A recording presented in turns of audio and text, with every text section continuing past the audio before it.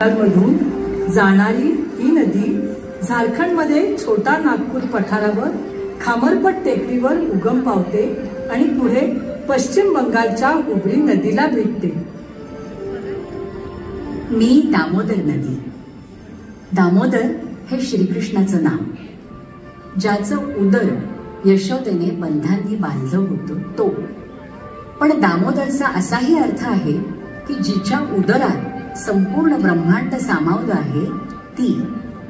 माझ्या किनाऱ्यावर आणि खोऱ्यात वस्ती आहे ती संथाल जमातीच्या लोकांची। ते तर मला समुद्रच मानतात आणि मला देवनद म्हणतात। ज्याच्या उदरामध्ये सगळ्या जलवाहिन्या सामावतात तो समुद्र, देवनद, आणि म्हणून मी दामोदर। संथालांच्या पारंपरिक चालीरीतींमध्ये मला अनन्यसाधारण असं महत्व आहे।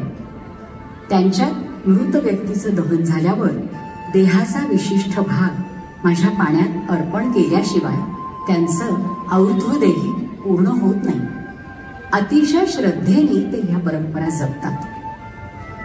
मी खरं म्हणजे पावसावर अवलंबून असलेली नदी। इंद्रदेवाची कृपादृष्टी झाली की मी भरभरून वाहते। अशा वेळी माझ्या सख्या बाराकळ, कोनान, जमुनिया, नुनिया या देखील मला येऊन मिळतात। झारखंडातला माझ्या आसपासचा भाग हा केवढा पर्वतमय आणि अरण्यांनी भरलेला, पण कितीही पाणी माझ्यात सामावलेलं असलं तरी ह्या डोंगराळ भागातूनही मोठ्या ताकदीने मी बाहेर पडते, माझ्या मार्गात येणाऱ्या प्रत्येक गोष्टीला दूर सारत। त्यामुळेच तिथून पठारावर येताना माझे काठ ओसंडून वाहू लागतात आणि मग खोऱ्यातल्या लोकांना तोंड द्यावं लागतं ते महापुराला।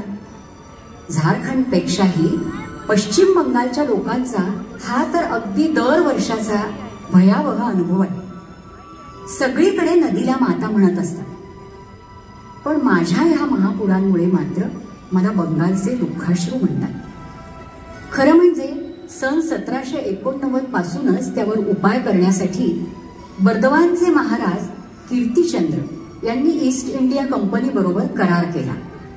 पण हा करार प्रत्यक्षात उतरायला 100 वर्ष मध्ये जावी लागली आणि त्याला कारण झालं ते म्हणजे 1943 मध्ये आलेला महापूर। ह्या पुरामुळे बंगालची संपूर्ण वाताहत झाली, गावाच्या गावं वाहून गेली, रोगराई पसरली आणि त्यातच भर म्हणून की काय पण तिथे मोठा दुष्काळही पडला। महापुरामुळे रस्ते इतके खचले होते की कुठल्याच प्रकारची मदत तिथे पोहोचूच शकली नाही। लोक भुकेने तडफडून आणि वेदनांनी तळमळून मरण पावले। मला हे सार उघड्या डोळ्यांनी बघत राहिल्याशिवाय गत्यंतर नव्हते, कारण सार काही अगदी माझ्यामुळेच घडत असलं तरी मी काहीच करू शकत नव्हते। मला इतकंच कळत होतं की हे सगळं कुणीतरी थांबवायला हवं आहे आणि त्यासाठी सारासार अभ्यास करणाऱ्या एखाद्या विद्वान माणसाची गरज होती। महाराष्ट्राला अतिशय अभिमान वाटावा अशी एक व्यक्ती तेव्हा व्हॉइसरॉयच्या मंत्रिमंडळात होती, ती म्हणजे डॉक्टर बाबासाहेब आंबेडकर। त्यांनी अमेरिकेतल्या टेनेसी प्रकल्पाचा अभ्यास करून इथला प्रकल्प उभारला।